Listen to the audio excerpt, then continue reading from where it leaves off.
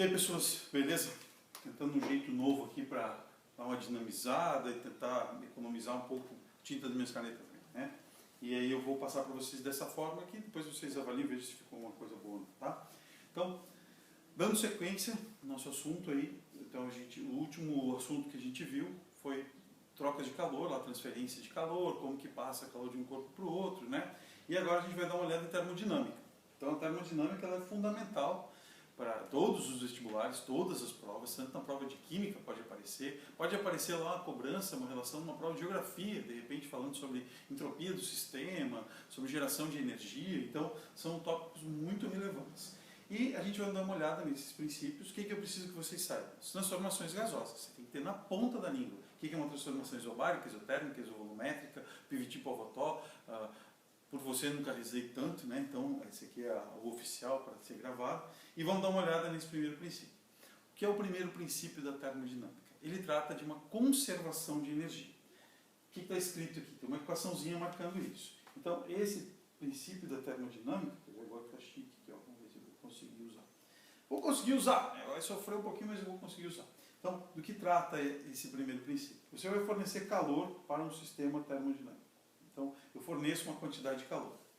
Esse calor ele vai ser usado de que forma? Ou para realizar trabalho termodinâmico, ou então para variar a sua energia interna. O que é a energia interna? A energia interna de um sistema é uma grandeza associada à temperatura dele, a temperatura medida em Kelvin. E o que é um sistema termodinâmico? Ele é fechado. Então, a ideia é essa aqui. Ó. Quer ver? Deixa eu voltar aqui, deixa eu borrar isso aqui. Ó. Então, você pega aqui um gás qualquer, e aí você vai fornecer calor para esse gás. Então, você fornece calor. Ao fornecer calor para o gás, o que a gente pode conseguir? Eu posso conseguir que ele realize trabalho. O que é o trabalho? Ele pode usar essa energia para aumentar o tamanho, para diminuir o tamanho. E também, ele pode servir para esquentar, ele aquece. Então tem essas duas possibilidades. A letra ela vai melhorar com o tempo. Ontem que eu peguei esse negócio aqui, que eu estou treinando, talvez escondido aqui em casa, achei esse tablet, né? Então, eu tenho calor fornecido, esse calor ele pode ser usado ou para realizar trabalho, ou para esquentar ele. Só que a gente não pode dizer que calor é igual a temperatura, que calor é igual a variação de volume. Então a gente cria grandezas para isso, para poder sintetizar, ou seja, para poder ajustar e homogeneizar as unidades, certo? Então, o calor vai ser o quê? A gente já viu até agora. Vai ser o quê? Vai ser o quê? O calor vai ser um quê? Maiúsculo, de quantidade de calor.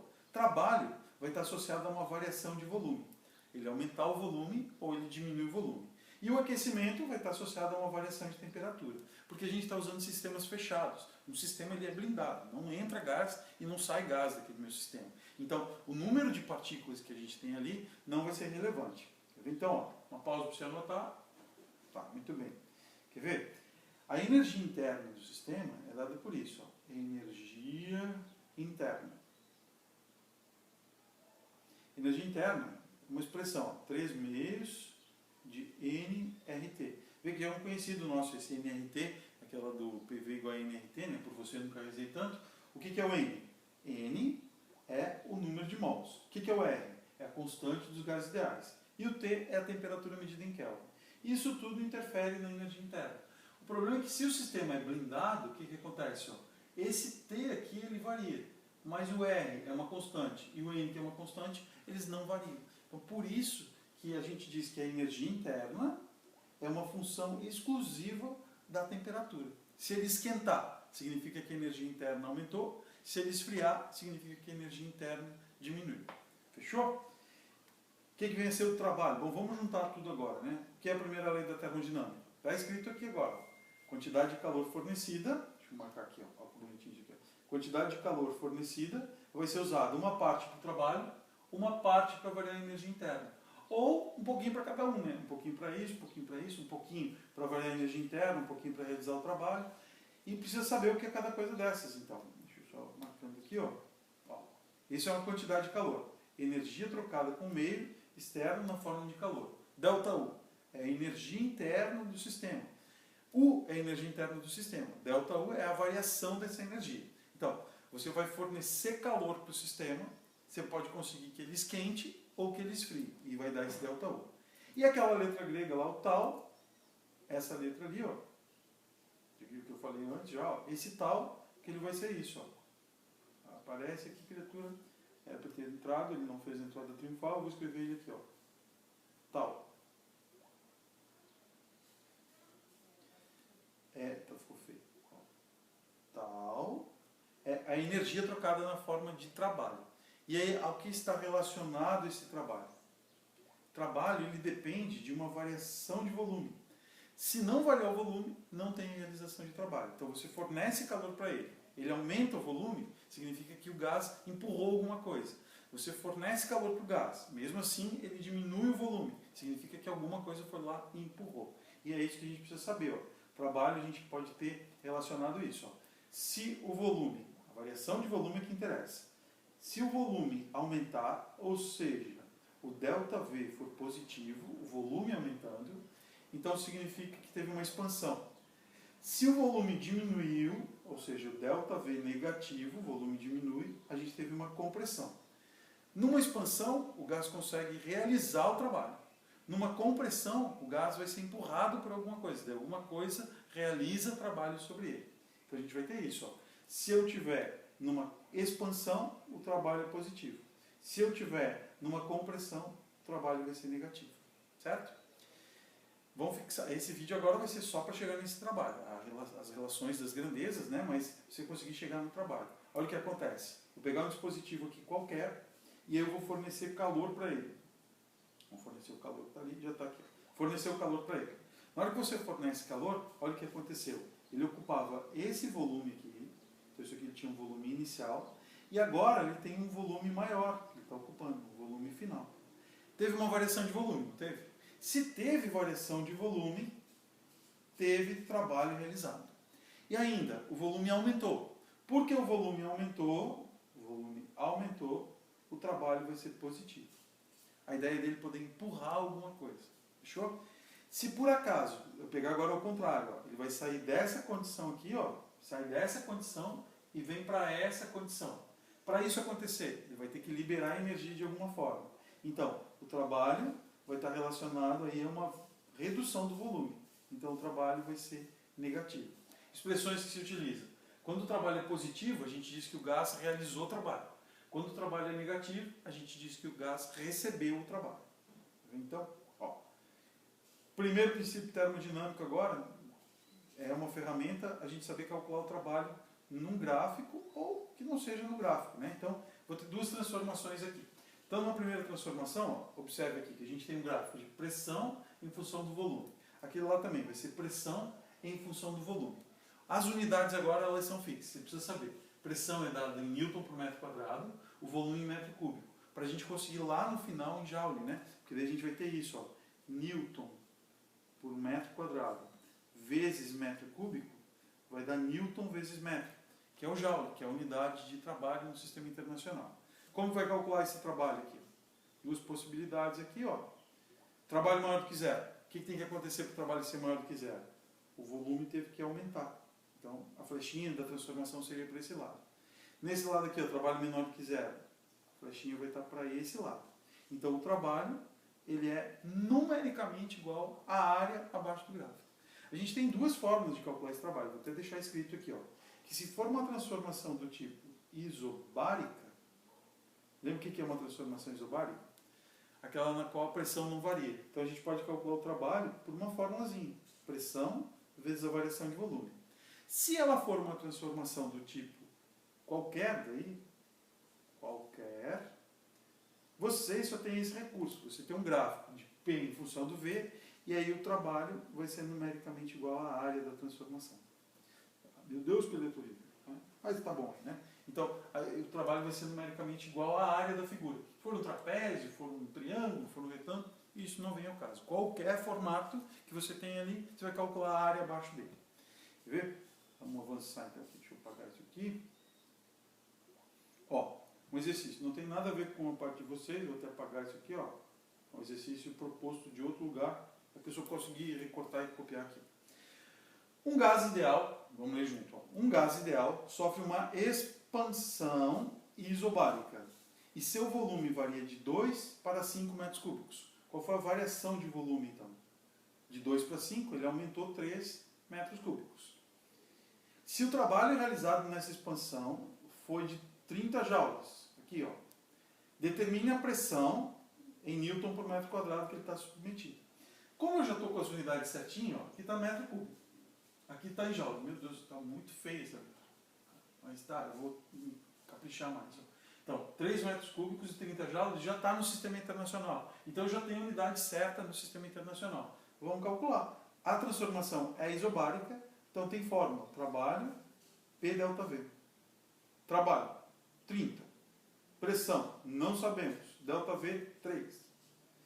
Pressão vai ser igual a 30 dividido por 3, 10 newtons por metro quadrado. É um exercício bem simplesinho. Na verdade, se vocês lembrarem do segundo ano desse assunto, matematicamente ele era muito tranquilo, muito trivial assim mesmo. Só que daí, se você não consegue fazer isso, você não consegue responder uma próxima pergunta. Um monte de perguntinha simples que você não consegue responder. Fechou? Vamos fazer mais um então. Tem aqui alguns, ó. Mas caso que não tem nada a ver com vocês, ó. Então tá.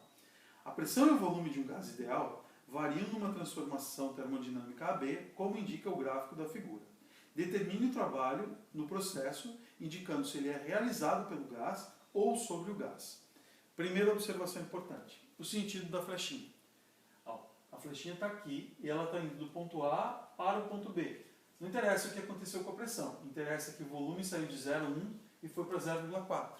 Ou seja, o gás realizou o trabalho. Então, resposta, ó, ele realiza, justificativa, porque o volume aumentou. A pressão não vem ao caso. O volume aumentou e ele realizou o trabalho. Como que a gente vai calcular o trabalho agora, dado esse gráfico? É numericamente igual a essa área aqui. Ó. Eu vou deixar por conta de vocês, eu vou fazer direto aqui a área, né? Porque eu acho que vocês já estão bem treinados com isso. Mas é a área de um trapézio. Estou enxergando aqui um trapézio. Uma base maior, uma base menor, uma altura. Então vou usar ó, a área, é a base maior mais a base menor, dividido por 2, que é a média, vezes a altura. Então, a área vai ser igual. Base maior, daqui até aqui, 3. Base menor, daqui até aqui, 1. Dividido por 2, vezes a altura, que é do 0,1 até o 0,4, dá 0,3. Então, a área, deixa eu botar aqui, está ficando confuso, né? Vai dar 2 vezes 0,3, vai dar 0,6. A resposta é isso, o trabalho é 0,6 joules. Positivo. Positivo. Por que positivo? Porque positivo porque ele aumentou o seu volume. Beleza? Então, a dificuldade vai acabar sendo essa. Tem mais um aqui, ó. Eu posso até deixar aqui, ó, uma pausa para você olhar. Mas não sei se você sabe, é um vídeo, né? Você pode pausar e daí você copia. Não tem isso, né? Então tá bom. E o último aqui, ó, vamos fazer. Ó, a figura representa num gráfico pressão versus volume um ciclo de um gás ideal. Beleza. Esse exercício eu tenho detectado ele desde quando eu coloquei, que na verdade isso aqui ó, era para ser 10 na 5 positivo, não 10 na menos 5. Ah, no exercício anterior eu esqueci isso, ó. Oxa vida. Aqui, ó. Isso aqui tem uma coisa errada. É que acabou aqui a área 0,6, mas eu esqueci um negócio ó, de olhar isso aqui. Então a resposta completa, vamos corrigir isso aqui, ó, é 0,6, mas lá eu não levei a potência de 10, né? Então ele tem um 10 na quinta aqui, ó. Eu tenho que botar 0,6, 10 na quinta, joule. Meu Deus, se fosse uma questão de vestibular, eu tinha perdido a questão por falta de atenção, né? Ainda bem que a próxima me alertou, né? Então eu consegui lembrar que eu tinha que ver isso. E na hora que eu estava pensando, não posso esquecer disso, acabei esquecendo. Não esqueça você também, tá? E aqui é a mesma coisa, ó. Vou olhar aqui. Aqui tem um 10 na menos 5 e aqui tem um 10 que era para ser positivo isso aqui, tá? Então nós vamos botar aqui, ó. Isso aqui é 10 na quinta. Porque 10 na menos 5 de pressão não é nada. É muito pequeno. Então tá, vamos fazer aqui, ó. Letra A. Calcule o trabalho realizado pelo gás durante esse ciclo. Como que a gente vai calcular o trabalho? É a área do ciclo. A gente vai calcular essa área aqui. Quer ver? Esse 10 na quinta que está lá em cima. Com esse 10 na menos 5 aqui, um já vai eliminar o outro. Então não preciso me preocupar. Só preciso calcular a área do metano. A área vai ser a base vezes a altura. A área vai ser igual. A base, ó, do 2 para o 6, 4. A altura, do 0,5 para o 0,75, é 0,25. A área igual a 1. Aí o trabalho vai ser igual a quanto? 1. Aí como eu errei antes, né, esqueci de completar, eu vou conferir aqui, ó. 10 na 5 aqui, com 10 na menos 5 aqui, um expoente vai cancelar o outro, vai ficar isso aqui mesmo, acertei a questão. Pronto, deu. Acaba dando topeira por aí. A letra B é mais chatinha de fazer, mas a letra B você precisava lembrar disso aqui, quer ver? Ó? Lembra que PV é igual a NT? O que a gente pode concluir dessa expressão? A gente pode concluir o seguinte, ó, que a temperatura dele é proporcional ao produto PV. O que ele está pedindo na questão é isso, ó. Calcule a razão entre a mais alta e a mais baixa temperatura do gás em Kelvin durante esse ciclo. Como que a gente vai fazer isso? Se eu pegar a pressão em B vezes o volume em B, vai dar o maior valor possível. Se eu pegar a pressão em D e o volume em D, vai dar o menor valor possível. Então o que eu vou ter que fazer? Eu só vou multiplicar. Vou fazer isso, ó. Pressão em B vezes o volume em B, dividido pela pressão em D vezes o volume em D. Porque isso aqui é proporcional à temperatura, isso aqui que eu estou falando, isso aqui, ó. Isso é proporcional à temperatura em B, e isso é proporcional à temperatura em D. Certo? Então agora vamos resolver, ó. Embaixo vai ficar quanto? A pressão é 0,5 vezes 2. Então, é 0,5 vezes 2. No outro vai ser 6, ou 0,75 vezes 6. O resultado disso aqui, ó, esse aqui vai dar 1. 6 vezes 0,75, temperatura do ponto B sobre a temperatura do ponto D, que seria a mais alta e a mais baixa, vai dar 4. 4,5, né? Que é 0,75 vezes 6 dá 4,5. Fechou? Tranquilo, então? Beleza? Bom trabalho. Para essa semana eu acho que tem bastante exercício para resolver daí, até chegar no trabalho. Eu vou deixar marcadinho para vocês resolverem. Fechou?